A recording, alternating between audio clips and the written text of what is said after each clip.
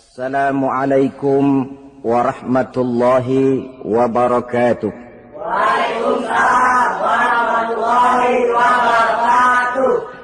Jika untuk masa depan dunia kita rela memeras keringat, membanting tulang, pergi pagi dan pulang petang, menyimpan uang, menyimpan tanah, menyimpan pabrik, pernahkah kita merenung jika satu saat kiamat datang, kita dibangkitkan dari kubur masing-masing, berdiri di padang mahsyar untuk mempertanggungjawabkan seluruh kegiatan hidup kita di dunia ini. Lalu kita akan menuju ke alam akhirat. Sudahkah kita mempunyai simpanan untuk akhirat kita?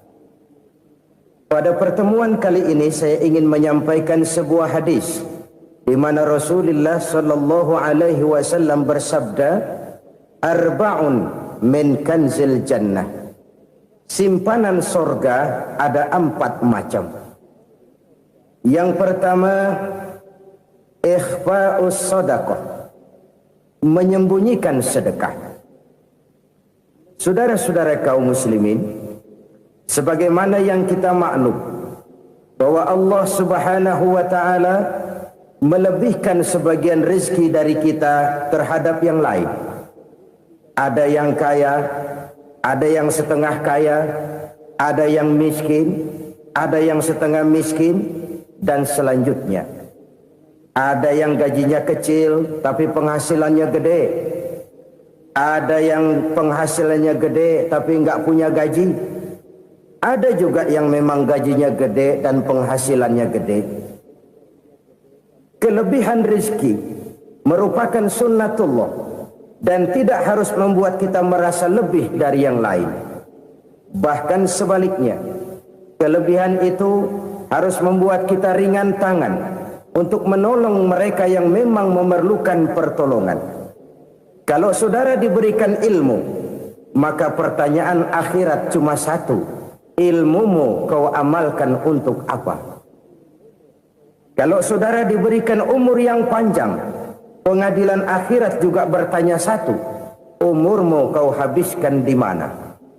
Tapi kalau saudara diberikan harta, pengadilan akhirat akan bertanya 2: hartamu kau dapat dari mana? Kau belanjakan kemana? Dari mananya ditanya dan kemananya juga ditanya. Oleh karena kita akan dimintakan pertanggungan jawab, maka amanah yang bernama harta ini harus kita gunakan dengan sebaik-baiknya. Ada penggunaan yang merupakan kewajiban, itu zakat namanya. Ada penggunaan yang sewaktu-waktu, itu infak namanya. Ada yang lebih sewaktu-waktu lagi, dan itu sedekah namanya. Zakat dia terikat oleh haul dan nisab, oleh putaran batas waktu dan ukuran dari harta itu sendiri. Sedangkan infak terikat oleh situasi dan kondisi perekonomian seseorang. Sedangkan sedekah tidak terikat dengan apapun. Dalam kondisi seperti apapun kita bisa melakukan sedekah dengan yang terkecil sekalipun.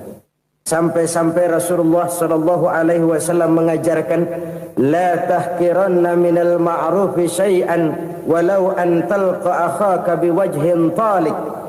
Atau ada hadis, tabassumuka fi wajhi akhika laka shadaqah. Senyumanmu kepada temanmu adalah sedekah. Jadi untuk melakukan sedekah tidak harus dalam berbentuk uang. Dengan ilmu kita bisa sedekah, dengan tenaga kita bisa bersedekah, dengan pikiran kita bisa bersedekah, bahkan senyum kepada teman itu pun sedekah. Jadi kalau sedekah dengan uang memang belum punya uang, nyengir aja banyakin. Itu asal pada tempatnya, jangan lalu ketemu tiang listrik cengengesan. Tentu tidak pada tempatnya dan tidak wajar. Nah, sedekah yang paling dicintai Allah adalah sedekah yang disembunyikan. Artinya jauh dari sifat riya. Kan kadang-kadang ada orang sedekah itu disebutkan namanya. Apa tidak bagus? Kalau memang niatnya ikhlas, ya bagus-bagus saja. Untuk memberikan sugesti kepada yang lain. Si Fulan bin Fulan nyumbang sekian, diumumkan. Boleh kalau niatnya untuk memberikan rangsangan kepada yang lain supaya dia menyumbang lebih besar dari orang tadi. Tapi kalau itu mendatangkan ria, maka sedekah yang paling dicintai Allah adalah sedekah yang disembunyikan. Tangan kiri saja tidak tahu apa yang diberikan oleh tangan kanan. Sedekah yang dilakukan dengan ikhlas akan merupakan perbendaharaan surga, tersembunyi dari pandangan orang lain, tidak seorang pun tahu. Karena memang sikap yang baik adalah melupakan kebaikan dan mengingat kesalahan. Itu salah satu ciri orang bahagia. Orang yang selalu mengingat kesalahannya dan berusaha melupakan segala kebaikannya. Kalau dia akan ada kebaikan, dia tidak bisa ikut, dia merasa rugi karena dia merasa belum pernah berbuat baik. Tapi kalau akan melakukan kesalahan baru, dia ingat kesalahan yang sudah-sudah, sehingga terhalang baginya untuk melakukan satu kesalahan baru. Demikianlah saudara-saudara, bahwa Allah melebihkan rizki sebagian kita dari yang lain, agar terjadi tolong-menolong dalam kehidupan ini. Jadi kesenjangan yang nature, kesenjangan yang alami, itu sunnatullah. Ada yang kaya, ada yang miskin, ada yang kelas menengah. Nah, kenapa lalu sekarang kita berusaha mengentaskan kemiskinan? Oleh karena adanya kesenjangan struktural. Kalau yang kaya bisa semakin kaya, kenapa yang miskin tidak bisa naik jadi ikut sedikit kaya? Sebab pada dasarnya Islam adalah agama yang sejak turunnya sudah berupaya memerangi kemiskinan. Bahkan dikatakan kemiskinan itu mendekatkan kepada kekufuran. Orang kalau miskin udah dekat banget sama kafir. Gampang menjadi kafir. Berapa banyak saudara-saudara kita yang oleh karena soal perut, oleh karena soal materi, terpaksa meninggalkan dan menanggalkan akidahnya, menjual petunjuk yang diberikan Allah dengan kesenangan dunia yang cuma sebentar ini. Na'udzubillah, thumma na'udzubillah. Jadi makin kita sembunyikan satu sedekah, semakin banyak perbendaharaan kita di surga. Sedekah yang paling dicintai Allah adalah sedekah yang disembunyikan. Malahan ada seorang sufi, dia punya kebiasaan kalau pergi sholat Jumat, dia bawa uang, itu uang dia taruh di bawah tikar masjid. Dia niat sedekah kepada siapa saja yang nemuin itu duit. Maksudnya apa? Supaya yang nemuin nggak tahu siapa yang punya duit. Demikian dia saking ingin menyembunyikan sedekahnya. Karena sifat ria itu bisa memakan amal kita sendiri. Ria itu termasuk menyebut-nyebut kebaikan kita. Orang yang suka nepuk dada, sedikit-sedikit ngitungnya kalau nggak gua. Tuh kalau nggak gua tuh yang belas itu kalau nggak gua. Iya kalau nggak lu kenapa emang? Orang yang suka menepuk jasad. Tuh, biasanya memang begitu saudara-saudara. Kalau perang lagi berkecamuk, orang nggak sempat ngaku jadi pahlawan. Tapi begitu perang selesai, yang kagak kenal bedil ngaku pahlawan, mas. Itu sesuatu yang biasa.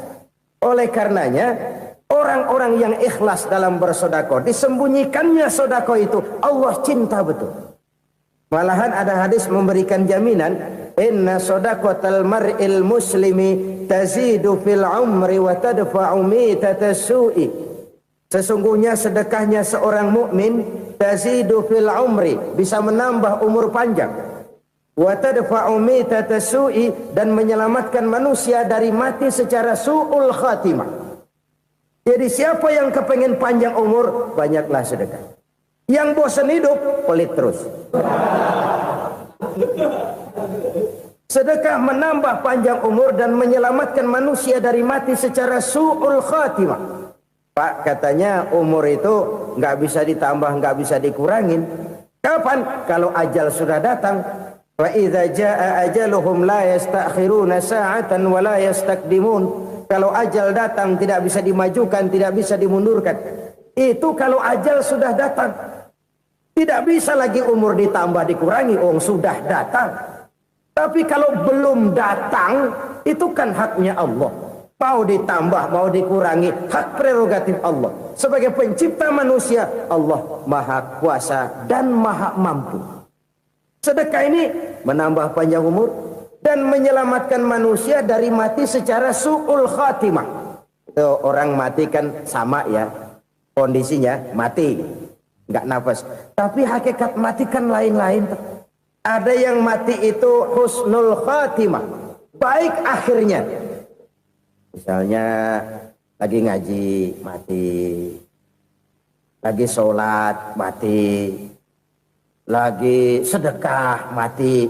Ini yang dinamakan dengan husnul khatimah, baik di akhirnya.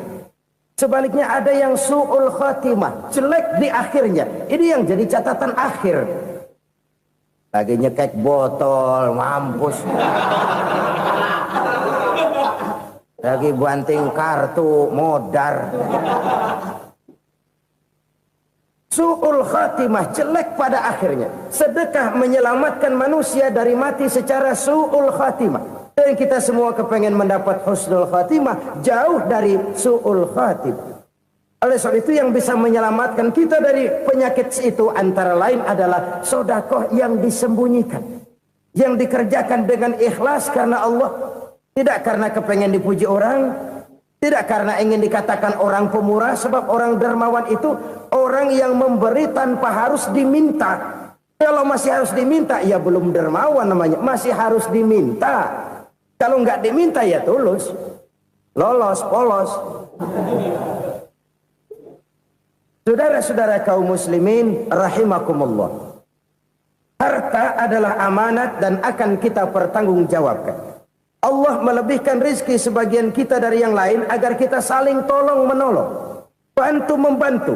Nabi janjikan siapa yang meringankan beban saudaranya muslim di dunia, Allah akan meringankan bebannya di akhirat nanti.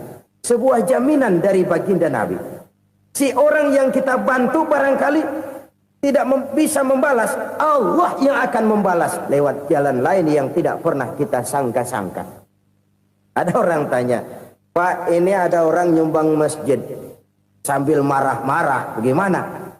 Saya bilang sumbangannya aja ambil, marahnya jangan. Marahnya jangan diambil, itu urusan dia. Saudara-saudara kaum muslimin rahimakumullah. Umat Islam ini kan umat yang punya potensi besar. Kadang kita merenung, kenapa kadang-kadang pembangunan masjid kok lambat sekali? Kalau hotel hari ini peletakan pertama, bulan depan peresmian. Supermarket hari ini peletakan batu pertama, minggu depan peresmian. Tapi kalau sudah yang namanya masjid, kadang-kadang peletakan batu pertama sekaligus jadi batu terakhir. 3 tahun, 4 tahun, campur nebar jalak di jalanan, duit dijaring kayak ikan sepat. Apa tidak ada orang Islam yang kaya? Banyak. Apa tidak ada pengusaha muslim yang jadi konglomerat? Ada. Lalu yang belum banyak itu yang komit terhadap nilai-nilai agamanya. Akhirnya kita jatuh jadi umat yang lemah. Belum ada pengusaha konglomerat muslim buka pabrik supermi cap beduk misalnya umpamanya atau pabrik kecap cap sorban supaya identitas keislamannya sedikit kelihatan. Kita jatuh jadi umat yang lemah karena potensi tidak terinventarisir dengan baik. Kita ini ibarat kompor yang cuma matengin nasi orang lain. Potensi kita dimanfaatkan oleh orang lain. Ukhuwah Islamiyah kita baru terbatas kepada silaturahmi. Ukhuwah di bidang ekonomi kita lemah, ukhuwah di bidang kebudayaan kita lemah, apalagi ukhuwah di bidang politik kita lebih rapuh lagi. Padahal ukhuwah itu adalah totalitas kehidupan manusia, menyangkut ipolek sosbud, memerlukan nilai-nilai ukhuwah. Jadi oleh karena itu mari kita menyadari di dalam harta kita, walaupun kita yang cari, pergi pagi, pulang sore, peras keringat, banting tulang, di sana ada harta anak yatim. Di sana ada hak masjid. Di sana ada hak pesantren. Di sana ada hak jihad. Berbahagialah seseorang apabila dia oleh Allah dijadikan keran Keran itu menyimpan air, tapi tidak untuk dirinya, tapi disalurkannya kepada mereka yang memang memerlukannya. Saudara-saudara kaum muslimin rahimakumullah, ini yang pertama. Jadi perbendaharaan surga adalah menyembunyikan sedekah.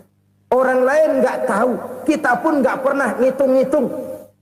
Kita anggap lewat begitu saja, padahal itu deposit akhirat. Satu. Yang kedua, perbendaharaan surga itu apa? Wa kitmanul musibah, menyembunyikan kesulitan. Kadang orang takut menghadapi kesulitan, tapi makin kita merenung, hidup ini kan sebenarnya urusan.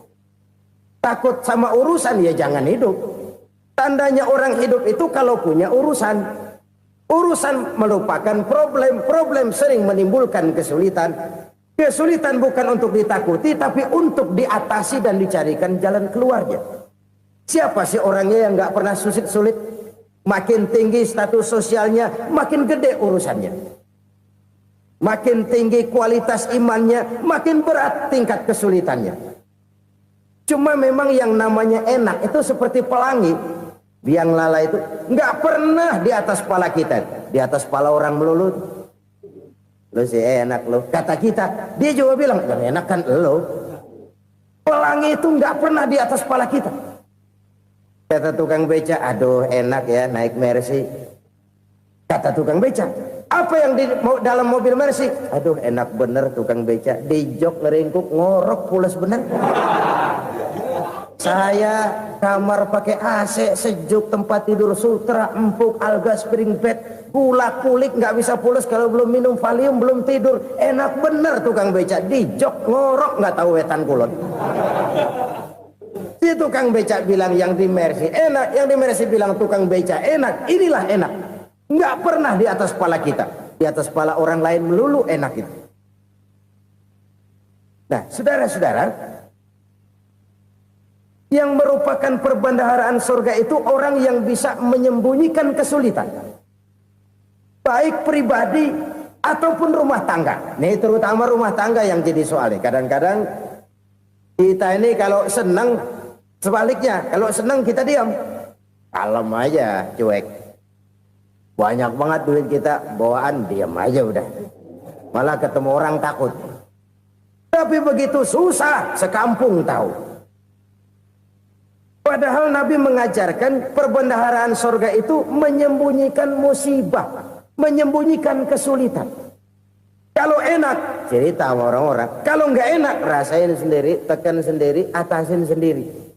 Kita kan sebaliknya, senang kita diam, asal lagi susah, paling tidak kita nyari teman buat cerita kesusahan. Siapa orangnya yang nggak pernah susah? Cuma soalnya bagaimana kita mengatasi kesusahan itu sendiri. Begitu juga misalnya kalau orang sudah berumah tangga, itu orang tuanya harus menjadi tempat dia cerita yang enak-enak saja. Yang nggak enak rasain berdua, selesaikan berdua, atasin berdua. Jangan dibalik. Asal senang diam, giliran susah saja. Maknya laporan. Terbalik. Bisa menjaga security informasi. Maka nama bayam keluar diam, malah seluitan. Enak amat lo makan daging ayam. Security informasi. Saudara-saudara kaum muslimin rahimakumullah. Ujian yang terberat itu yang pernah diberikan kepada para nabi, para rasul, para aulia, para ulama. Makin tinggi keimanan, makin berat bentuk kesulitan. Ayo saya kemukakan satu contoh saja. Ada seorang nabi yang kaya, nabi kaya, namanya Nabi Ayub. Iblis kalau orang begini kan keki, ibadahnya rajin, kaya. Nih yang kayak begini susah digodain. Kalau ibadahnya rajin, miskin, kali bisa disogok. Sini imannya mantap, ibadahnya rajin, kaya, nabi lagi. Oh, tapi namanya iblis nggak kurang akal. Laporan, Tuhan, kenapa iblis?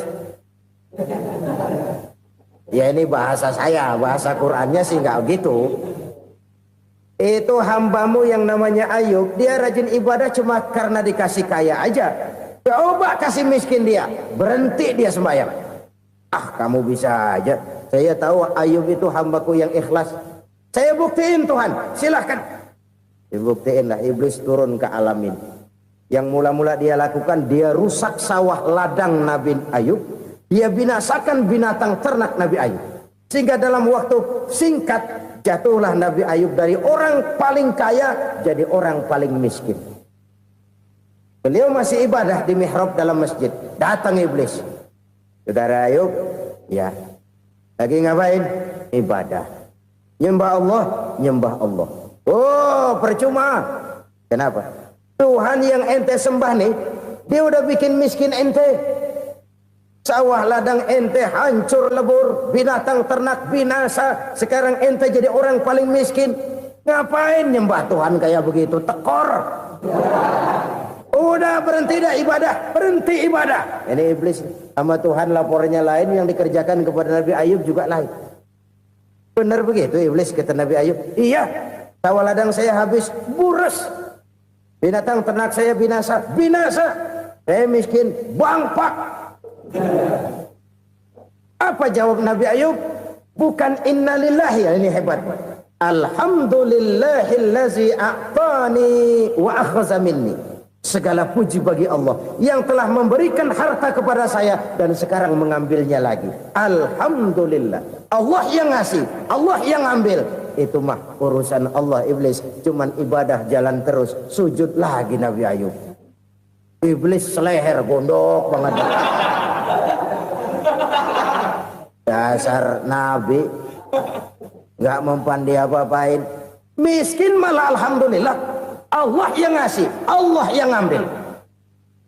Jadi kalau kita tidak komit, kita tidak terikat kepada kaya, miskin, senang, susah, apa yang bisa bikin kita susah?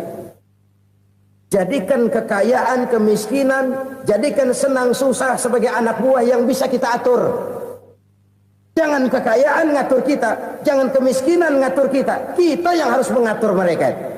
Senang, susah, kaya, miskin, bahagia, sengsara, jadikan itu anak buah yang bisa kita atur. Kalau sekarang kita kaya, lain saat boleh jadi kita miskin, semiskin-miskinnya. Allah yang ngasih, Allah yang ambil. Tenaga mana yang bisa menghalangi? Ibadah jalan terus. Iblis makin gondok. Dasar Nabi loh. Akhirnya apa? Nabi Ayub dikerjain, diberikan penyakit. Demikian fatal penyakitnya. Bayangin, udah miskin sakit. Masya Allah. Miskin sakit. Sakitnya nggak lama, kira-kira 16 tahun. Istrinya 3, 2 mental minta ceraiin. Ngerawatin laki bengek begini. Senang belum tentu, susah udah pasti nih. Cerai aja, cerai dah. Cerai. Tinggal satu Siti Rahmah yang setia menemani beliau. Sesetia-setianya hati perempuan. Satu saat Siti Rahmah bilang, "Bang, iya, abang kan Nabi bang. Lalu namanya Nabi kan doanya jarang meleset bang. Maksud kamu minta kenapa sih sama Tuhan biar abang sembuh baik dah bang?" Siti Rahmah, iya. Saya sakit berapa tahun sih dah? 16 tahun bang. Sebelum ini saya sehat berapa tahun? Ya kira-kira 60 tahun bang. Nah coba ente banding-bandingin Rahmah. Saya dikasih sehat 60 tahun. Dikasih sakit 16 tahun. Sudah nggak sabar. Mau doa kepada Allah minta sembuh. Saya malu. Malu kepada Allah. Diuji dengan yang luar biasa seperti ini. Tidak mengganggu stabilitas kehambaannya. Dia tetap menghamba kepada Allah subhanahu wa ta'ala. Saudara-saudara kaum muslimin rahimakumullah. Kunci menghadapi kesulitan itu apa? Allah jelaskan dalam satu ayat, wa basyiris sabirin alladzina iza asabathum musibah qalu inna lillahi wa inna ilaihi raji'un. Gembirakan orang-orang yang sabar. Siapa mereka itu? Yang apabila mendapat musibah mereka kembali kepada keyakinan dasar. segalanya dari Allah dan segalanya akan kembali kepada Allah. Ini konsepsi dasar dari sikap muslim dalam menghadapi berbagai kesulitan. Segalanya dari Allah, segalanya akan kembali kepada Allah. Kalau ini sudah kondisi dasarnya, maka kita akan lapang menghadapi kenyataan bagaimanapun pahitnya. Apakah itu namanya miskin, apakah itu namanya sakit, bahkan maut sekalipun. Maut sekalipun. Segalanya dari Allah, segalanya akan kembali kepada Allah. Ini sikap hidup, bukan sekedar ucapan.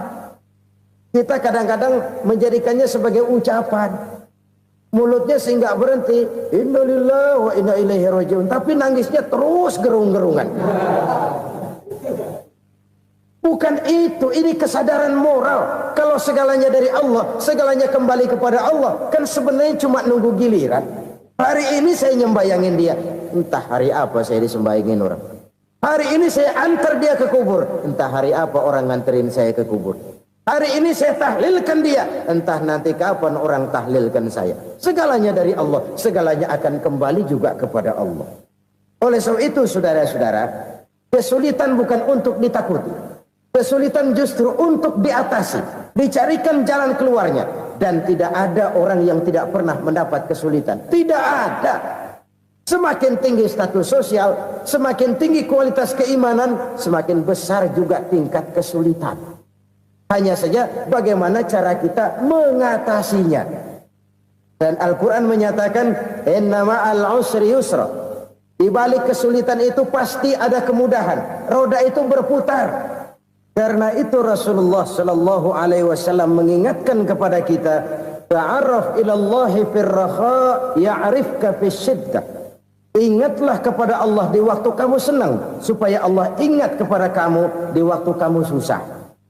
Kalau waktu senang kita ingat kepada Allah, kita susah, Allah tidak akan meninggalkan kita. Tapi kalau waktu senang kita jauh dari Allah, sujud tidak sempat, dengan masjid jauh, ketika senang kita lupakan Allah. Nanti begitu kita susah, Allah lupakan kita. Dan itu menyakitkan. Oleh karena itu orang-orang tua kita dulu bilang, kalau lagi sehat ingat-ingat lu bakal sakit nanti. Kalau lagi kaya ingat-ingat satu saat kita bakal jatuh miskin. Bahkan kalau lagi muda ingat-ingat kita bakal tua. Dan yang terpenting kalau lagi hidup ingat-ingat kita bakal mati. Saudara-saudara kaum muslimin rahimakumullah. Jadi yang kedua yang merupakan perbendaharaan surga, menyembunyikan musibah. Saudara-saudara kaum muslimin rahimakumullah. Hal ketiga yang merupakan perbendaharaan surga adalah wasilatur rahmi. Orang yang suka bersilaturahmi. Sebagaimana yang kita maklum bahwa manusia adalah makhluk yang disebut zon politika. Makhluk sosial yang tidak mungkin hidup sendiri-sendiri. Betapa dan siapapun kita memerlukan orang lain. Bodoh betul manusia kalau tinggal di tengah masyarakat tapi tidak mau bermasyarakat. Merasa hebat sendiri, pintar sendiri, gagah sendiri, kaya sendiri. Mungkin kalau mati juga ngubur sendiri. Jangankan kita di sini, di sorga saja Nabi Adam waktu sendirian bengong melulu, mondar mandir. Allah tegur dam sepi dam. Ya ini kalau bahasa saya. Iya Tuhan sepi ini nggak ada coret-corekan pisan ini. Diciptakan Siti Hawa baru anteng Nabi Adam. Itu di surga. Cobalah. Umpamanya saudara tinggal di Jakarta nih. Kayak bener. Apaan aja di Jakarta punya saudara deh. Pembuatan Semanggi ambil. Monas, Buntel bawa pulang. Hotel-hotel ambil semua. Cuman tinggal di Jakarta sendirian, apa enaknya? Betapa dan siapapun kita perlu orang lain. Tidak ada seorang pun yang bisa memenuhi kebutuhan hidupnya secara sendiri-sendiri. Nah, Islam telah menyelamatkan manusia dari ras diskriminasi. Mengikat manusia dengan persaudaraan yang berlandaskan kepada akidah. Karena itu dianjurkan bersilaturahmi. Bahkan Nabi menyatakan, Man arada ayyubsata lahu fi rizqihi wa yunsa'a fi atharihi falyasil rahimah. Siapa yang kepengen diluaskan rezekinya dan dipanjangkan usianya, banyaklah ia bersilaturahmi. Siapa yang kepengen dimudahkan rezekinya, hendaknya ia banyak bersilaturahmi. Kalau banyak teman, kesulitan kan paling tidak ada tempat cerita. Udah susah, sendirian kita pikirin diri, nggak ada tempat tukar pikiran. Cepet banget sama bengek. Dilawan sendiri. Nah, secara makro kita bisa berkata, tidak mungkin ada kemenangan kalau tidak ada kekuatan. Tidak ada kekuatan kalau tidak ada kesatuan dan persatuan. Tidak mungkin ada kesatuan dan persatuan tanpa semangat silaturahmi. Kalau umat Islam mau menang, dia harus kuat. Kalau umat Islam mau kuat, dia harus bersatu. Kalau umat Islam mau bersatu, dia harus membudayakan silaturahmi ini. Bahkan sampai-sampai kata Nabi, kalau bisa cari nilai tambah. Apa? Silman qata'ak. Bersilaturahmilah kau kepada orang yang marah denganmu. Masya Allah, indahnya ajaran agama kita. Orang yang marah pun kepada kita, kata Nabi, kalau bisa bersilaturahmilah kepadanya, kepada orang yang marah itu. Di situ nilai tambah. Cuman jujur nih hadis, ngucapinnya gampang, ngamalinnya yang berat banget. Orang marah sama kita, kita disuruh silaturahmi. Ada apa malu? Lu marah, ada gua marahan lagi. Tunggu pikirin. Saudara-saudara kaum muslimin rahimakumullah. Tapi ini yang diajarkan, bahkan ini yang dicontohkan oleh baginda Rasul. Bagaimana begitu mudah? Misalnya satu saat Abu Jahal ini ngatur strategi bagaimana bikin Muhammad celaka. Dia gali lubang di depan tempat tidurnya. Dia tutupin daun korma. Terus dia panggil seseorang, ke sini. Kasih tahu Muhammad, pamannya sakit keras, minta ditengokin. Berangkat orang ini ke sana. Muhammad, labbaik. Pamanmu sakit keras, dia minta ditengokin. Baik, saya akan datang menjenguk beliau. Berangkatlah Nabi ke rumah Abu Jahal tanpa prasangka apapun. Abu Jahal udah pasang setil, selimut 3 rangkap setengah dia pakai, persis kayak orang meriang. Tapi sembari ngintip dari balik selimut, begitu Muhammad buka pintu, nah masuk perangkap nih. Muhammad jalan menuju tempat pembaringan. Makin lama makin dekat, makin lama makin dekat, makin dekat ke lubang yang dipasang oleh Abu Jahal itu. Dalam hati Abu Jahal, terus dah jatuh, mampus dah lo ini. Mampus lo hari ini nih. Apa yang terjadi? Malaikat Jibril datang. Muhammad, pamanmu cuma pura-pura sakit. Di depan tempat tidurnya ada lubang perangkap supaya kamu jatuh ke situ.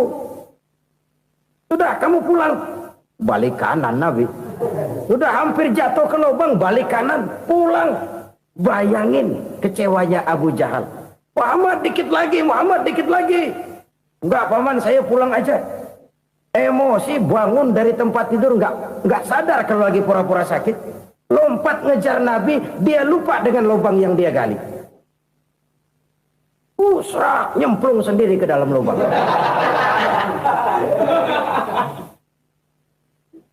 Nabi terus berlalu. Ini terjadi keanehan. Jatuh ke lubang yang dia gali itu sebenarnya nggak terlalu dalam ya, antara 3-4 meteran lah. Tolong saya jatuh ke lubang ini. Datanglah pelayan-pelayannya itu. Angkat saya dari sini. Oh, yang ngulurin tambang. Satu gulung, belum juga nyampe itu tambang. Kurang, beli lagi ke warung. Sambung, ulur lagi, nggak juga bisa sampai. Wah, ini kerjaan Muhammad ini. Tolong, siapa salah seorang kamu ke rumah Muhammad, kasih tahu encangnya kecebur. Minta ditolongin. Sampaikan kepada Rasul. Kenapa? Pamanmu jatuh ke lubang, Muhammad minta tolong diangkatin. Tambang udah nyambung-nyambung nggak nyampe juga. Ya, nanti saya datang, saya tolong. Coba. Nyata-nyata orang berniat jahat mau mencelakakan dia. Datang dia menolong. Ini yang disebut air tuba dibalas air susu ya ini. Bukan sebaliknya. Air tuba dibalas air susu. Paman, kecebur ya? Iya Muhammad, tolong ini. Pegang tangan saya. Nabi ulurkan tangannya. Nyampe. Dipegang oleh Abu Jahal. Diangkat ke atas. Sampai atas. Apa kata Abu Jahal? Sihirmu memang hebat Muhammad. Udah ditolongin dikata sihir. Yang enak kita kemplang kan itu orang begitu. Urusan apa? Tapi inilah akhlak. Kalau bisa kamu bersilaturahmilah dengan orang yang marah kepadamu sekalipun. Orang marah kita tetap baik. So, kalau kita berbuat baik sama orang yang memang baik, rasanya sih biasa-biasa aja. Orang baik kita baik lagi, ya draw aja, belum ada nilai tambah di situ. Baru ada nilai tambah kalau kita bisa berbuat baik kepada orang yang nyakitin kita. Itu namanya kita setingkat di atas dia. Dia sakitin kita, kita berbuat baik sama dia. Dia pelit sama kita, kita baik sama dia. Dia marahin kita, kita deketin dia. Di situ kita punya nilai tambah. Jadi siapa yang ingin diluaskan rezekinya kata Nabi dan dipanjangkan umurnya, hendaklah ia banyak-banyak bersilaturahmi. Sederhana sebenarnya silaturahmi, tapi silaturahmi membangkitkan semangat kesatuan dan persatuan. Kesatuan dan persatuan melahirkan kekuatan.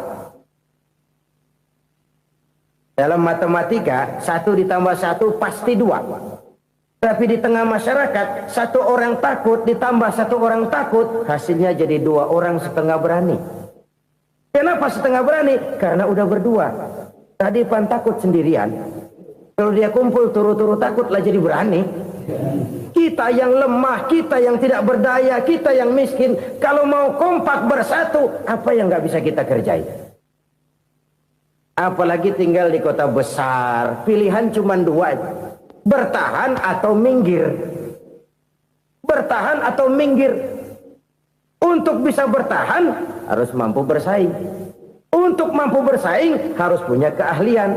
Keahlian harus ditunjang dengan pendidikan. Ditambah oleh kekompakan sebagai umat. Udah miskin mencar mulu, orang injak kita. Orang nggak pandang urusan apa malu. Oleh karena itu silaturahmi pada hakikatnya merupakan ruh dari ukhuwah yang diajarkan oleh agama kita.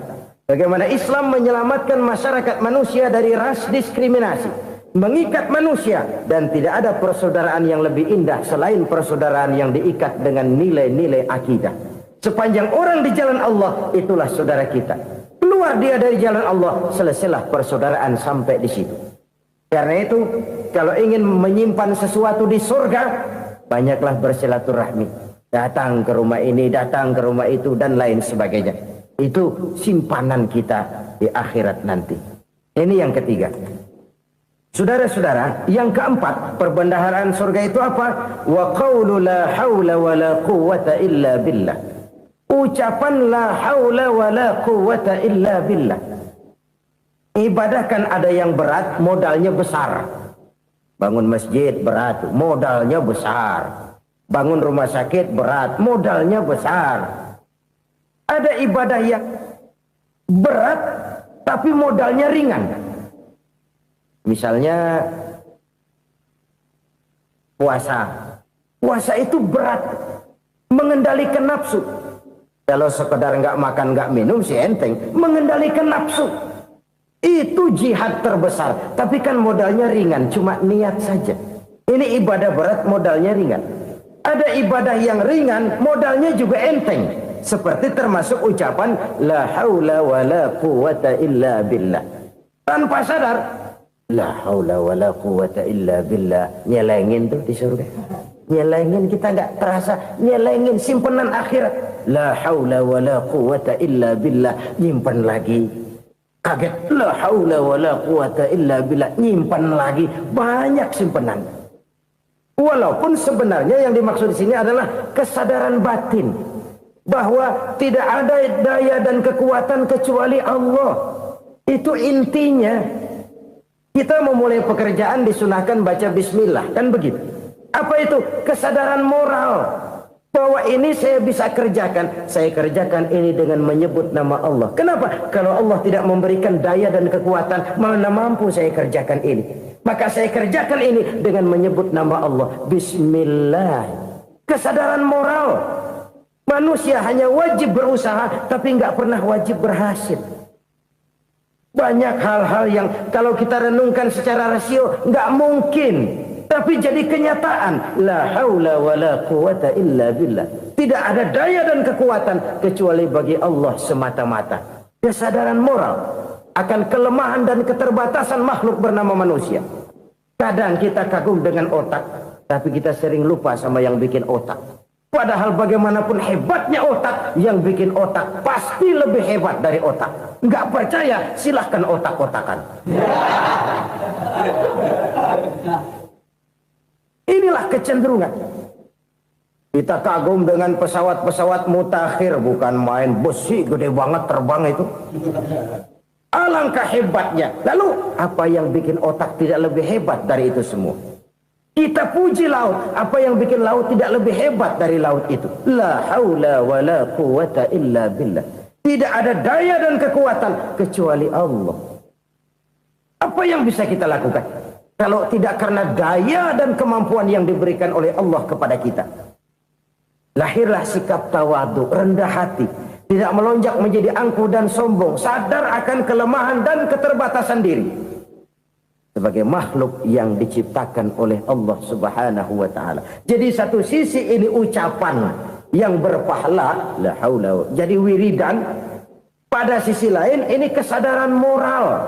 Sikap mental, kesadaran batin, bahwa yang punya daya dan kekuatan itu cuma Allah. Kita nggak pantas untuk sombong, sebab sombong itu pakaiannya Allah. Kita nggak sedang pakai pakaian Allah, kegedean. Dan makin kita renungi, makin terbentur. Apa sih yang bisa kita sombongin? Kita mau sombong apa? Kayak pintar, itu kan semua relatif. Di atas langit masih ada langit lagi. Jadi oleh karenanya, marilah kita menyadari. Manusia hanya wajib berusaha, tapi tidak pernah wajib berhasil. Yang berusaha saja tidak wajib berhasil, apalagi yang tidak berusaha. Islam bukan agama orang pemalas yang selesai sholat lalu enggelohom, enggelenggem ayem-ayem.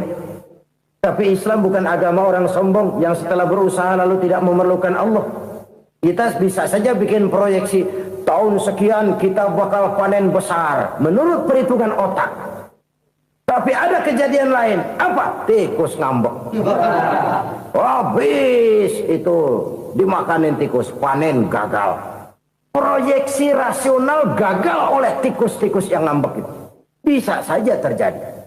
Tahun depan kita panen besar, urung. Kenapa? Musim panas panjang. Dan sekarang ini koran-koran bikin berita musim mengalami penyelewengan. Bukan cuma manusia yang nyeleweng sekarang. Musim pakai nyeleweng. Mestinya kan musim hujan udah selesai, masih hujan-hujan juga. Musim. Nah sekarang kita boleh bikin proyeksi, kita bakal panen besar. Tahu-tahu musim panas panjang, sawah retak, air kering. Cari teknokrat yang paling botak, suruh pendekin tuh musim panas. La haula wa la quwata illa billah. Inilah kesadaran moral. Saudara, saya teringat satu saat ada seorang konglomerat. Umurnya ya kira-kira 70-an. Suatu saat dia ditanya oleh wartawan, Pak, umur Bapak berapa sih? Ya paling 10 tahun. 10 tahun? 10 tahun? Anak Bapak berapa orang? Satu saja? Satu. Harta Bapak berapa?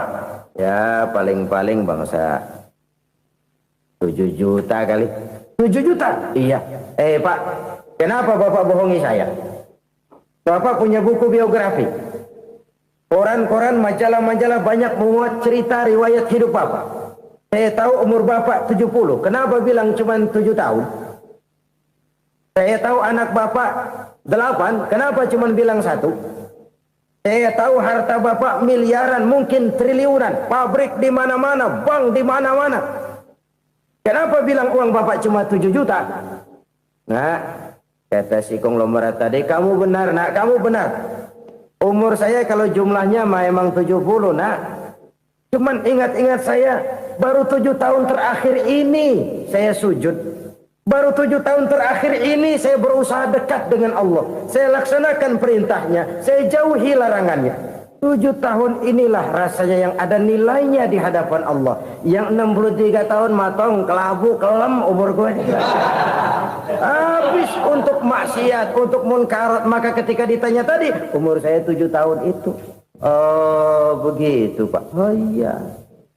Lalu anak Pak. Anak bapak kan 8. Kenapa bilang cuma 1?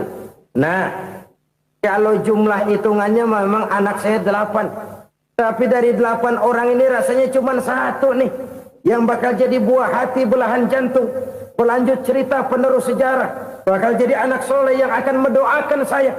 Cuma 1 rasanya anak saya ini yang bakal jadi buah hati saya, besar-besaran saya, yang akan mendoakan di kubur saya, yang akan mendoakan di akhirat saya. Yang 7 orang mana? Masya Allah, yang 1 tenggeng, yang 1 nyekek botol melulu, yang 1 nggak karu-karuan. Makanya saya bilang 1 anak saya yang akan bisa mendoakan saya. Oh begitu Pak. Iya. Nah harta Pak, harta bapak kan triliunan. Pabrik bapak di mana-mana. Uang bapak hampir di tiap bank-bank besar. Kenapa bilang cuma 7 juta? Betul kau nak. Harta saya kalau jumlahnya memang miliaran, triliunan mungkin. Tapi yang saya ingat baru 7 juta tuh yang saya belanjakan di jalan Allah. Saya nyumbang masjid, saya santuni yatim piatu, saya bantu pembangunan pesantren, saya bantu pembangunan rumah sakit Islam. Itu yang akan saya bawa pulang ke akhirat, yang 7 juta itu. Yang triliunan itu nanti akan diperebutkan oleh anak-anak saya sebagai waris saya. Jadi harta saya 7 juta itu yang bakal nemenin saya di akhirat, yang akan saya bawa pulang jadi teman saya. Saudara-saudara kaum muslimin, jangan-jangan orang tua itu adalah kita-kita ini. Jangan-jangan kita-kita ini adalah orang tua itu. Jangan-jangan itu potret dari diri kita masing-masing. Dari sekian umur yang diberikan Allah, berapa tahun yang ada nilainya di hadapan Allah.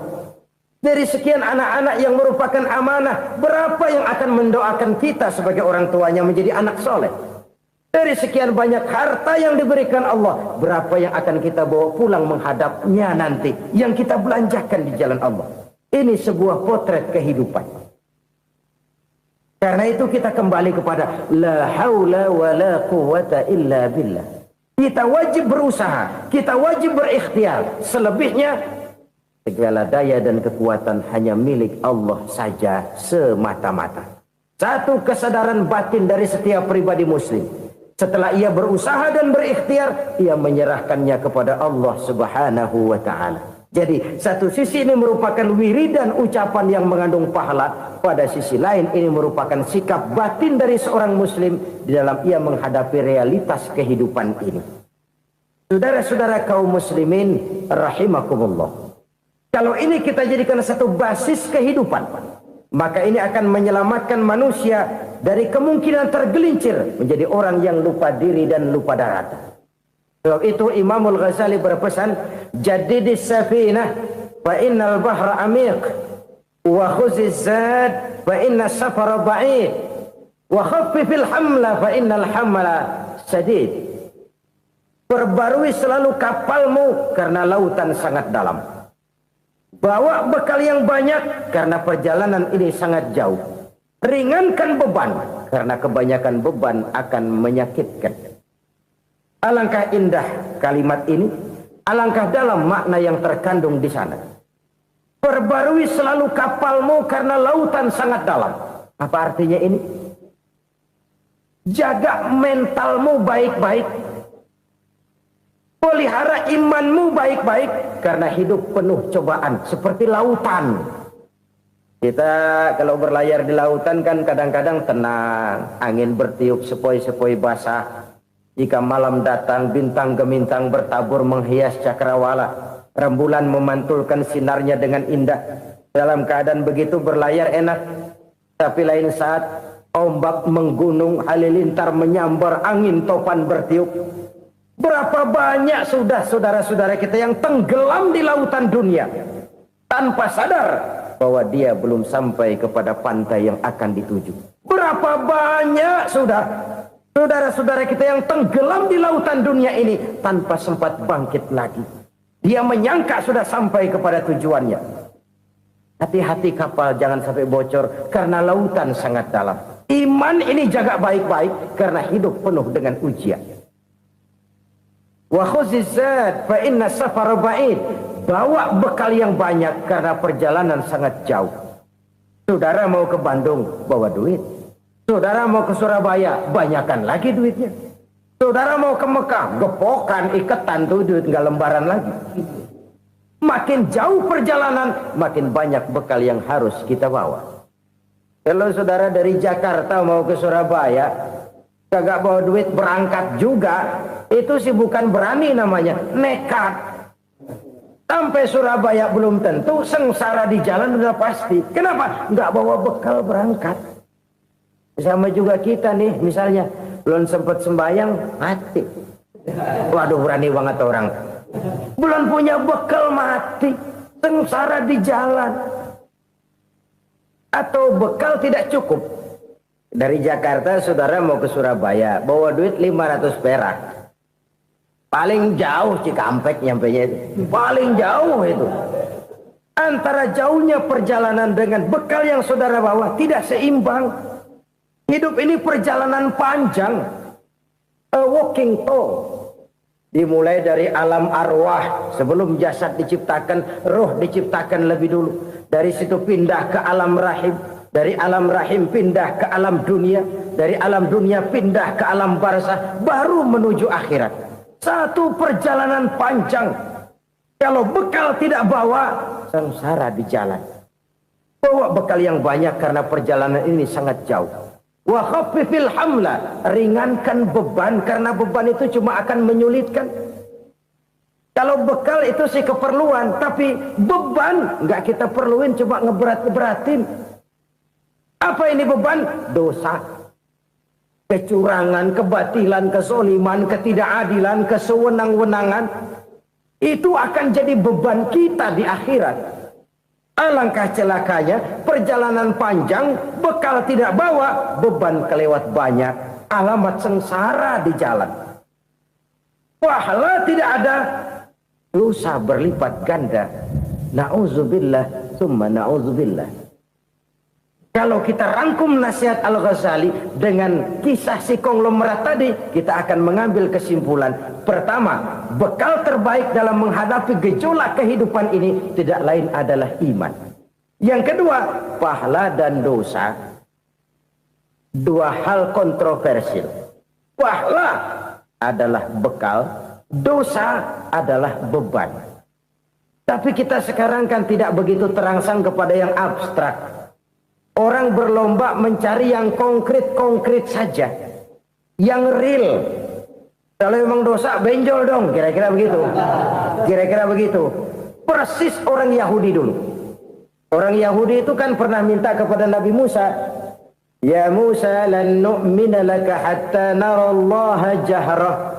Musa, kami nggak bakal mau beriman kepada Allah kalau belum kami lihat Allah ada nongkrong di depan kami. Kalau memang Tuhan ada, taruh dong di depan kami. Mau yang konkret-konkret saja. Kalau memang dosa, benjol dong. Kalau memang pahala, berasa dong. Orang terangsang kepada yang real, yang konkret-konkret saja. Karena itu, untuk mengejar dosa, orang mau bayar. Tapi untuk mengejar pahala, walaupun tidak bayar, orang segan. Ini yang dikatakan oleh Nabi, kamu mengharapkan ke surga, tapi kamu berat melaksanakan sesuatu yang bisa membawa kamu ke surga. Kamu ingin jauh dari neraka, tapi tiap saat kamu lakukan perbuatan-perbuatan yang justru menjerumuskan kamu ke neraka. Idda'aitum an-najata minan nar wa ramaitum fiha anfusakum. Kamu ingin selamat dari neraka, tapi kamu lemparkan diri kamu ke neraka. Kamu ingin masuk surga, tapi berat sekali kamu melakukan perbuatan-perbuatan yang bisa menyampaikan kamu di surga. Saudara-saudara kaum muslimin rahimakumullah. Jadi hal keempat yang merupakan perbendaharaan surga adalah la haula wa la quwwata illa billah. Satu sisi ini merupakan ucapan yang memperberat timbangan akhirat. Pada sisi lain ini merupakan sikap hidup seorang muslim. Kesadaran batin yang sangat dalam bahwa tidak ada daya dan kekuatan kecuali Allah. Dan itu kita simbolkan pada saat memulai pekerjaan dengan Bismillah, dengan menyebut nama Allah. Satu kesadaran moral, saya hanya bisa melakukan ini karena diberikan daya dan kekuatan oleh Allah. Lahirlah sikap tawadu, rendah hati, tidak melonjak menjadi angkuh dan sombong. Saudara-saudara, sampai sini dulu jumpa kita kali ini. Semoga 4 perbendaharaan surga ini dapat kita lakukan, yang kelak akan merupakan bekal kita di kemudian hari nanti. Amin ya rabbal alamin. Bapak-bapak, ibu-ibu, saudara-saudara kaum muslimin rahimakumullah. Di dalam kehidupan kita sebagai seorang muslim, minimal 5 kali dalam sehari semalam kita mendengar seruan untuk mendirikan solat yang disebut azan. Ada kalimat menarik di dalam kalimat azan itu, yakni seruan hayya 'alal falah, marilah menuju kepada keberuntungan, marilah meraih kemenangan. Seruan ini adalah kecenderungan dari setiap manusia, apapun warna kulitnya. Artinya, setiap orang dalam hidup selalu ingin meraih dan mencari kemenangan.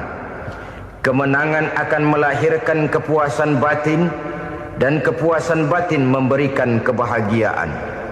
Sedangkan kekalahan melahirkan penderitaan batin, dan penderitaan batin menjerumuskan seseorang di dalam berbagai bentuk kerugian. Jikalau inilah seruan azan, maka masalahnya ialah apa yang menyebabkan kita meraih kemenangan. Al-Quranul Karim memberikan tuntunan dan ajaran kepada kita bahwa orang-orang yang memperoleh kemenangan itu tidak lain adalah orang-orang yang bertakwa. Hanyalah mereka yang bertakwa kepada Allah Subhanahu wa ta'ala pada akhirnya akan tampil sebagai pemenang. Lalu siapa orang yang bertakwa itu? Dijelaskan dalam awal-awal Al-Baqarah, orang yang bertakwa yang akan meraih kemenangan. Pertama, allazina yu'minuna bil ghaib, yaitu orang-orang yang beriman kepada yang gaib. Percaya bahwa ada alam yang gaib, alam yang abstrak, alam yang tidak bisa dijangkau oleh salah satu daripada panca indera kita.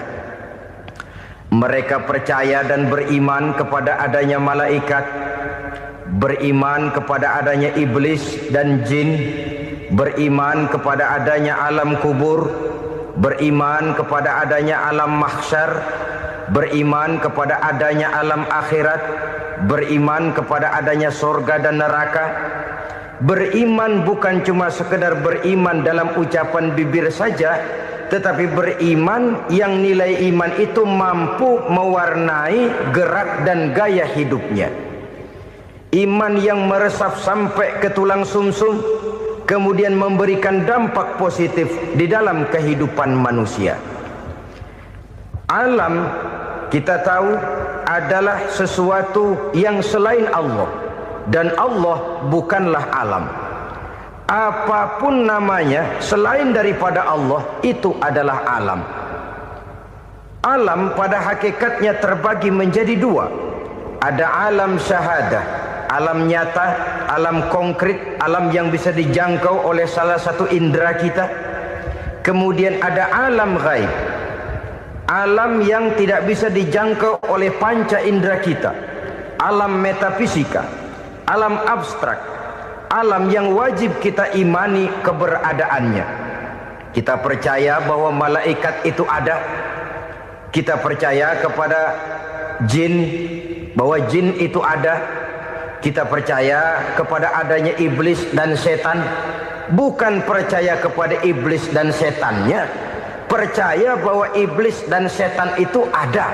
Itu termasuk salah satu daripada sifat orang yang bertakwa kepada Allah. Saudara-saudara kaum muslimin rahimakumullah, kecenderungan pembangunan yang lebih bersifat materialistis biasanya menggeser aspek kehidupan rohani. Orang berpikir empiri, dan dalam pola pikir yang demikian maka alam gaib tidak lagi mendapat perhatian. Aspek kehidupan yang bersifat rohaniah malah mulai ditinggalkan. Akibatnya terjadilah kepincangan di dalam kehidupan kita. Pernah ada satu pengalaman pribadi dalam perjalanan kembali ke tanah air. Dalam pesawat di sebelah kanan saya duduklah seorang Jerman namanya Heiner Simonsen. Iseng saya ajak kenalan, saya ajak ngobrol, saya tanya dia. Saya bilang, Mas Heiner ini, kalau pesawat yang kita tumpangi ini jatuh ke bawah, kira-kira apa yang bakal terjadi, Mas? Dia bilang, kita semua akan mati. Begitu? Iya. Oke. Apa itu mati? Tanya saya. Dia bilang, untuk tahu apa itu mati, kita harus tahu lebih dahulu apa itu hidup. Saya pikir nih bule bisa ngomong juga. Baiklah kata saya. Apa hidup menurut Anda itu? Oh, hidup itu dia bilang, kalau seluruh anggota badan kita bekerja secara normal, paru-paru memompa darah secara normal, jantung berdetak secara normal, sel-sel tubuh bekerja secara fit, dan organisme tubuh hanya mau bekerja secara normal, dia bilang, kalau kita memberi makan yang cukup, menu yang teratur, dan gizi yang lengkap. Saya bilang, kesimpulannya apa, Ner? Dia jawab, hidup adalah dari tangan ke mulut. Life is from the hand to the mouth, kata dia. Hidup adalah dari tangan ke mulut. Jadi masalah hidup tidak lebih daripada masalah isi perut. Orang pergi pagi, pulang sore, peras keringat, banting tulang, perut yang dibelain. Saya bilang, you are wrong. Sampean salah, Ner. Kamu orang Islam bukan? Bukan. Pantas. Kenapa saya salah? Dia bilang, ya jelas salah. Salahnya di mana? Kamu ini manusia. Kalau hidup cuma dari tangan ke mulut, saya bilang, kambing di kampung saya juga begitu pikirannya, Ner. Itu kambing di kampung saya, asal perutnya kenyang, sudah hidup dia. Perkara besok bagaimana, lusa prospeknya macam mana, bulan depan ada apa, kambing nggak pernah mikir. Di kampung saya kambing juga pikirannya begitu. Kamu Kristen ya? Tadinya. Loh kok tadinya, lalu apa sekarang kamu ini? Dia bilang, sekarang saya netral. Saya tidak beragama, tapi saya percaya kepada Tuhan sebagai pencipta alam. Saya ingat benar dia bilang, I haven't any religious, but I believe to God as the creator of the world. Kenapa bisa netral begitu, Ner? Habis saya bingung katanya. Islam bilang Islam baik, Kristen bilang Kristen baik, Hindu Buddha bilang Hindu Buddha baik, semua agama baik. Saya netral sekalian, nggak beragama. Yang penting saya percaya kepada Tuhan. Saya bilang, Ner, kamu ini kayak orang mau beli celana, lalu bingung. Yang satu bilang Levi's bagus, yang satu bilang Blue Jean hebat, yang satu bilang Wool England hebat. Celana ini hebat, celana itu bagus, celana ini hebat. Semua celana bagus, kamu bingung. Akhirnya netral, tidak pakai celana. Itu juga salah. Saya pikir-pikir, kemudian saya melihat bahwa dua pola berpikir Heiner ini nampaknya sudah mulai menggejala di lingkungan masyarakat bangsa kita. Disadari atau tidak, secara jujur kita harus berkata, dua pola pemikiran Heiner ini mulai berkembang di tengah masyarakat bangsa kita. Pertama, pola pikir materialisme. Hidup adalah dari tangan ke mulut. Masalah hidup tidak lebih masalah isi perut. Itu yang perlu dibela, dan disitulah arti kehidupan. Pergi pagi, pulang sore, peras keringat, banting tulang untuk mempertahankan perut. Kalau sudah kemari cara orang berpikir, maka buat apa percaya kepada yang gaib? Untuk apa sholat? Untuk apa puasa? Untuk apa zakat? Untuk apa menghadiri majelis taklim? Tanpa kepercayaan kepada yang gaib, hidup berjalan menurut alur empiris dan materialis. Kalau sudah ke sana cara orang berpikir, biasanya orang lalu cenderung menghalalkan segala cara. Hanyalah orang yang percaya bahwa akhirat ada. Hanyalah orang yang percaya bahwa alam kubur itu ada. Hanyalah orang yang percaya bahwa malaikat itu ada, hidupnya akan lebih terarah dan terkendali. Karena kepercayaan kepada yang gaib, yang merupakan fase daripada kehidupan setelah hidup yang sekarang ini, mewarnai gerak pribadi seseorang di dalam dia melakukan kegiatan hidupnya. Pola berpikir materialisme, disadari atau tidak, mulai menggejala di lingkungan masyarakat bangsa kita. Hidup tidak lebih dari urusan tangan ke mulut, mulut ke tangan, tangan ke mulut. Asal perut sudah kenyang, hiduplah sudah. Perkara bagaimana prospek hari yang akan datang, bagaimana akhirat, tidak jadi persoalan. Ini yang oleh Nabi diperingatkan, ad-dunya sijnul mu'min wa jannatul kafir. Dunia adalah penjara bagi orang beriman dan surga bagi orang kafir. Dulu di zaman Belanda hadis ini pernah disalah tafsirkan, disalah artikan, digunakan sebagai senjata untuk mengkebiri dan membuat impoten umat Islam. Sudahlah umat Islam gak usah macam-macam, kata Belanda. Dunia ini kan penjara buat orang Islam, surga buat orang kafir. Di penjara jangan bertingkah.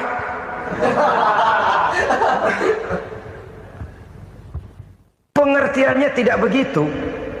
Dunia adalah penjara bagi orang mukmin. Artinya dalam kehidupan dunia seorang mukmin tidak bebas memperturutkan hawa nafsunya. Di penjara hawa nafsunya itu. Sebaliknya, surga bagi orang-orang kafir. Buat orang kafir, surgalah dunia ini. Mereka bebas memperturutkan hawa nafsunya. Dilarang tidak terlarang, dicegah pun tidak tercegah. Mereka hidup menurut alur bisikan nafsu mereka sendiri. Kemudian bila ajal datang, maut merenggut nyawa, selesailah surganya sampai di situ. Maka bagi orang-orang yang tidak percaya kepada adanya akhirat, kepada adanya alam gaib, surganya sebatas umurnya. Sekali lagi, surganya sebatas umurnya. Bila umur selesai, ajal pun datang merenggut nyawa, selesailah sudah surganya sampai di situ. Alangkah pendeknya perjalanan orang-orang yang tidak percaya kepada alam gaib ini. Bagi kita mukmin, jikalau kita mampu memenjarakan hawa nafsu, kita bisa bahagia di dunia ini. Dan Islam memang tidak menyuruh kita sengsara di dunia. Raih dunia, kejar dunia, gapai dunia sebagai alat untuk mencapai kebahagiaan di akhirat nanti. Hidup adalah satu perjalanan panjang yang terbentang sejak kita terlahir dari alam rahim sampai kepada alam akhirat nanti. Andai kata kita gagal meraih kebahagiaan di dunia, toh kita masih punya akhirat. Tapi jangan jadi dalil yang melemahkan semangat. Biarin dah kita di dunia kebelangsak, yang penting akhirat. Akhirnya dunia benar-benar kebelangsak. Bagaimana dunia ini bisa kita raih, dan bagaimana meraih dunia untuk menunjang kepentingan akhirat nanti. Yang kedua, dari pikiran Heiner yang saya lihat menggejala di lingkungan masyarakat bangsa kita, timbulnya manusia-manusia netral. Seolah-olah Tuhan yes, agama no. Sama Tuhan percaya, agama ogah. Tuhan ngangguk, giliran agama godeng. Padahal hampir dalam setiap ayat dalam Quran, kata-kata amanu biasanya bergandeng dengan wa amilus shalihat. iman dan amal soleh. Ini sebagai isyarat Tuhan dan agama jangan pernah dipisah-pisah.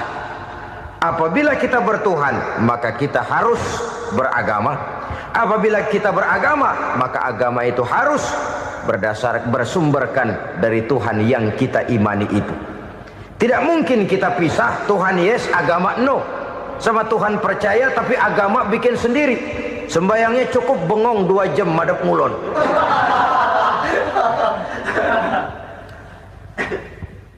Saudara-saudara kaum muslimin rahimakumullah. Jadi dengan demikian, agama yang kita akui merupakan unsur mutlak di dalam pembangunan sekarang ini, merupakan bagian dari kehidupan yang menuntun kita bahwa di balik alam nyata ini, di balik alam syahadah ini ada alam gaib. Dan mudabbir, murabbi, yang mengatur, yang menguasai, yang memelihara baik dia alam nyata, baik dia alam gaib, tidak lain adalah Allah Subhanahu wa ta'ala. Di sana ada satu super power, satu maha kekuatan yang kita perlu bersandar kepadanya. Sebagai makhluk nyata yang hidup di alam nyata, berbuatlah secara nyata sebagaimana harusnya kita berbuat. Karena Islam jelas bukan agamanya orang pemalas. Islam jelas bukan agamanya orang yang mengajarkan setelah selesai sholat boleh duduk, nggelenggem ayam-ayam, ndelohom, menghitung bintang di langit sambil menunggu keajaiban. Tidak. Islam adalah agama yang mengajarkan apabila sholat sudah selesai kamu kerjakan, bertebaranlah di permukaan bumi, cari karunia Tuhanmu. Jangan hidup berpangku tangan menunggu keajaiban. Karena hidup bukan undian. Jangan berharap untung besar tanpa mau peras keringat. Tapi di sebalik itu toh kita juga harus yakin bahwa di sisi usaha nyata yang kita lakukan ada satu super power, satu maha kekuatan gaib yang menentukan berhasil dan tidaknya usaha kita. Kepercayaan kepada hal semacam inilah yang mendorong kita untuk mempunyai sandaran vertikal, agar jikalau usaha ini berhasil kita tidak lupa diri dan lupa daratan.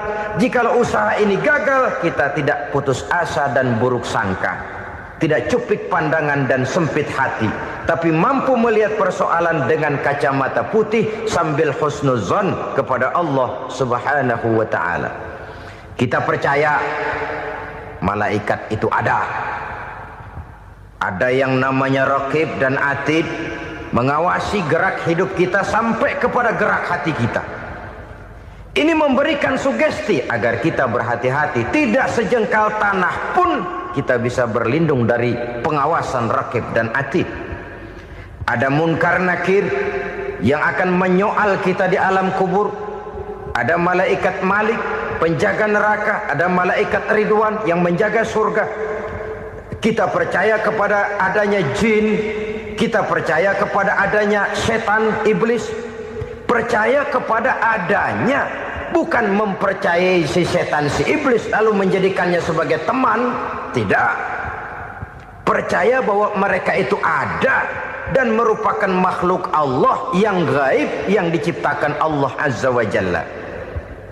Kepercayaan kepada alam gaib memberikan motivasi terhadap gerak lahir manusia, sehingga dengan motivasi kepercayaan kepada yang gaib, gerak lahir jadi lebih terarah, jadi lebih terpelihara. Pernah seseorang bertanya, "Pak, apakah adanya akhirat bisa dibuktikan secara ilmiah?" Saya bilang tidak bisa, tidak bisa. Kenapa? Karena yang berangkat nggak pernah pulang kemari lagi. Kalau dia pulang kemari bisa kita tanya bagaimana enak di sono. Cuma secara moral saya katakan, lebih beruntung orang yang percaya kepada akhirat daripada yang tidak.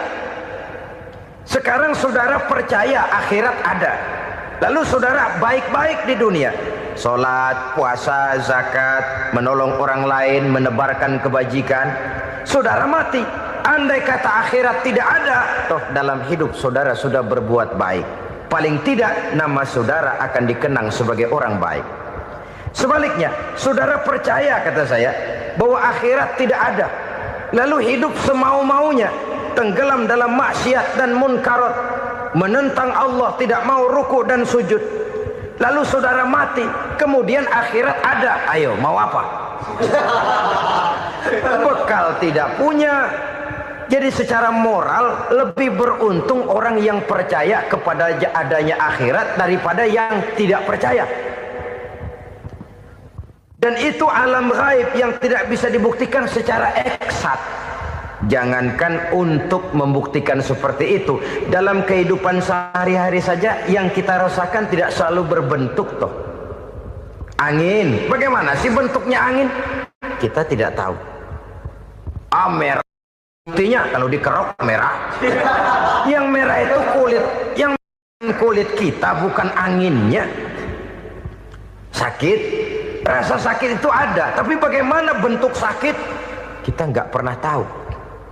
Kalau kita makan cabai pedas, bagaimana bentuk pedas itu tidak ada, tapi rasa ada.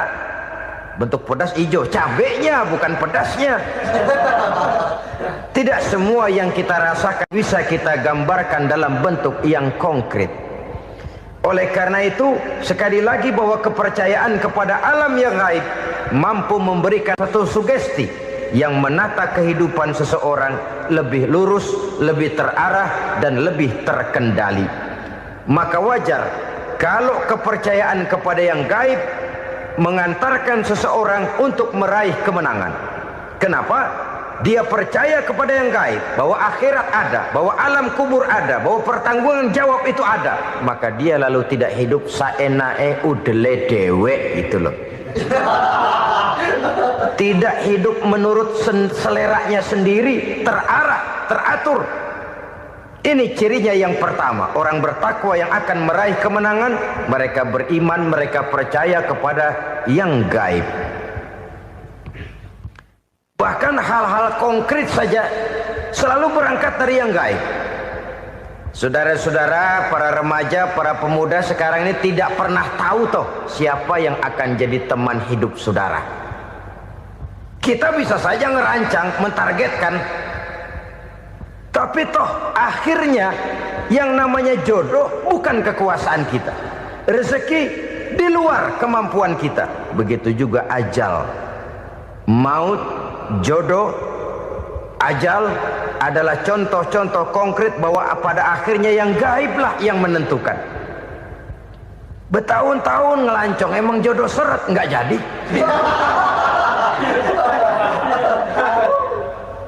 Begitu kenal baru setengah malam nginep ditangkap hansip kan. Hal-hal semacam itu kadang-kadang kita berpikir suuzon, gilet, perempuannya cakep banget, lakinya rebek amat. Memang begitulah jodohnya. Memang begitulah jodohnya.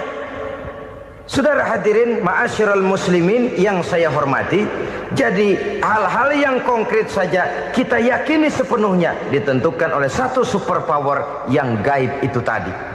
Dari sanalah segala ketentuan itu berangkat dan kesanalah segalanya akan kembali. Maka kepercayaan kepada yang gaib meluruskan gerak hidup seseorang dan itu akan mengantarkan dia kepada meraih kemenangan. Satu. Yang kedua, wa yuqimuna shalah. Orang bertakwa yang akan meraih kemenangan itu adalah orang-orang yang mendirikan sholat.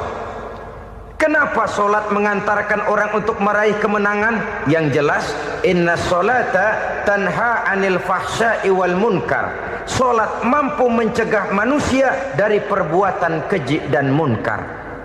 Banyak filsafat hidup yang terkandung di dalam sholat ini. Sejak kita wudhu sampai kita menghadap ke arah kiblat, sampai kita melakukan gerak-gerak sholat, bacaan-bacaan yang ada di dalam sholat, lalu sampai kepada mengucapkan salam. Banyak filsafat hidup yang terkandung di dalam sholat. Umpamanya saja, setelah takbiratul ihram, mulai kita dengan sholat dalam posisi berdiri, diajarkan dalam kitab-kitab fikih agar kita melihat ke arah tempat sujud. Ini kan filsafat kehidupan. Kalau kamu sholat dalam posisi berdiri, lihat tempat sujud. Jangan sholat mata jelalatan, sebab nanti bisa mengurangi kekhusyuan. Jadi wajar kalau yang dikatakan bahwa yang paling afdol adalah shaf yang di depan. Kenapa? Secara harfiah pengertiannya akan lebih mengundang kekhusyuan. Kenapa? Kalau kita di shaf paling depan di masjid umpamanya paling banter, kita lihat tembok. Tapi kalau kita shaf di tengah atau di belakang, orang-orang di depan kita pun akan kelihatan. Yang bajunya loreng, yang bajunya genggang, yang bajunya macam-macam. Kita lihat, kadang-kadang kita pikirin, ada yang bajunya bolong. Kita sholat tapi dalam hati, nih orang bajunya robek, yang nggak tahu apa. Ada saja hal-hal yang mengusik kekhusyuan kita. Oleh sebab itu diajarkan dalam posisi berdiri, lihat, arahkan pandangan matamu kepada tempat sujud. Ini kan filsafat kehidupan. Maksudnya apa? Kalau lagi diri, lihat dong tempat sujud. Kalau udah di atas, ingat dong sama yang bawah. Kalau sudah tinggi, ingat dong dari mana kamu berangkat. Kalau sudah berkuasa, bantu dong yang lemah. Kalau sudah kaya, santuni dong yang miskin. Kalau sudah alim, bimbing dong yang awam. Ini filsafat kehidupan. Dalam posisi berdiri, kau lihat tempat sujud. Ini akan melahirkan kepekaan sosial, di mana seseorang mau tahu kepada orang lainnya. Bagaimanapun kaya kita, tinggi pangkat dan jabatan kita, jikalau hidup hanya untuk kepentingan perut sendiri saja, rasanya belum membawa manfaat di dalam kehidupan kita. Tapi efek yang tertinggi sesungguhnya, sholat mencegah manusia dari perbuatan keji dan munkar. Perbuatan keji dan munkar, walaupun kelihatannya mendatangkan uang, membawa keuntungan, tapi itu keuntungan semu, keuntungan sementara. Dengan menipu orang lain kita bisa dapat untung, tapi tidak membawa berkah.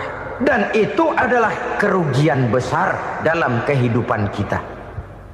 Maka untuk meraih kemenangan, harus dimulai dengan membentuk kepribadian yang tegar, memiliki sandaran vertikal yang langsung kepada Allah Subhanahu wa ta'ala. Dan itu hanya bisa kita tempuh melalui jalur ibadah formal yang sudah ditentukan Allah, yakni sholat yang 5 waktu. Untuk memperkuat itu, ada sholat-sholat sunnah, rawatib, nawafil, sebagai terminal-terminal kontrol cadangan untuk memelihara stabilitas temperatur batin di dalam kita berhubungan dengan zat yang maha gaib, yaitu Allah Subhanahu wa ta'ala. Orang sering bertanya, Pak, itu tetangga saya nggak sholat, duitnya nggak habis-habis, Pak. Nggak sholat tapi mobilnya tambah terus. Nggak sholat tapi usahanya makin maju. Tapi di sisi lain ada orang yang rajin sholat, rezekinya butak bener. Anaknya mana kurus, mana korengan. Saudara hadirin ma'asyiral muslimin rahimakumullah. Harus saya katakan bahwa sholat memang bukan untuk cari duit. Sholat adalah sandaran vertikal kita kepada Allah. Sedangkan soal rezeki itu berkaitan dengan sifat Allah maha pengasih dan maha penyayang. Allah maha pengasih, siapapun dikasih kalau mau usaha. Allah maha penyayang, tidak semua orang disayang oleh Allah Azza wa Jalla. Dan belum tentu banyak harta itu merupakan nikmat. Mungkin juga istidraj. Artinya istidraj itu dikasih tapi diambulin, kalau bahasa Betawinya itu. Dikasih tapi diambulin, itu bukan merupakan nikmat sesungguhnya, lebih merupakan azab dari Allah Subhanahu wa ta'ala. Agama mempunyai sistem sholat, dan kita umat Islam telah dituntun oleh Allah Subhanahu wa ta'ala yang wajibnya 5 kali dalam sehari semalam mendirikan sholat. Dan itu tentu berada dalam jangkauan kemampuan manusia. Pada awalnya barangkali kita memang merasa sholat itu satu kewajiban. Tapi semakin kita hayati makna, manfaat dan filsafat yang terkandung di dalam ajaran sholat, semakin sampai kita kepada keyakinan bahwa sholat adalah keperluan kita. Sehingga pada waktu tertentu dinilai puncaknya, kita tidak lagi akan berkata saya wajib sholat, tapi kita akan berkata saya perlu sholat. Kalau kita sudah merasakan itu adalah keperluan kita, nah di sanalah kita baru akan merasakan ruginya kalau hal itu tidak kita laksanakan. Sepanjang kita masih berkata saya wajib sholat, kita akan lebih merasakan dia sebagai beban ketimbang sebagai keperluan. Yang jelas Allah tidak memerlukan ibadah yang kita laksanakan ini. Dengan kata lain, andai kata satu dunia penuh ini orang tidak ada yang sholat satu pun, Allah tidak akan turun dari jabatan Tuhan. Jangan lalu berpikir kalau kita ngambek se-RW kagak sembahyang Tuhan tekor kali ini ya.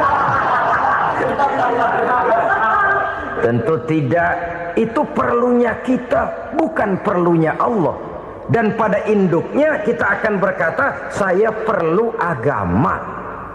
Kalau secara induk kita sudah memerlukan agama, maka konsep-konsep yang ada di dalam ajaran agama itu pun adalah juga merupakan keperluan kita. Baik dia bernama sholat, baik dia bernama puasa, baik dia bernama zakat, baik dia bernama haji, seluruhnya adalah keperluan kita. Dan sesuatu yang kita perlukan apabila tidak kita laksanakan akan melahirkan kerugian di dalam kehidupan. Jangan heran kalau kita membaca riwayat perjalanan hidup para salafus soleh, orang-orang soleh. Ada yang tahajud sampai 100 rakaat, ada yang sholat malam kakinya sampai bengkak. Kita sekalinya bengkak biri-biri. Ada yang sholat membaca surah dalam Al-Quran sampai khotam Quran. Kok mau? Mereka sudah merasakan itu keperluan. Itu saja soalnya. Satu saat pun jikalau kita merasa bahwa itu keperluan saya, kita pun akan melaksanakan seperti itu. Keperluan saya dalam kehidupan. Inilah yang kedua. Yang ketiga, orang bertakwa yang akan meraih kemenangan itu, wa mimma razaqnahum yunfikun. Mereka membelanjakan sebagian daripada rezeki yang diberikan Allah kepada mereka. Mereka infakkan di jalan Allah.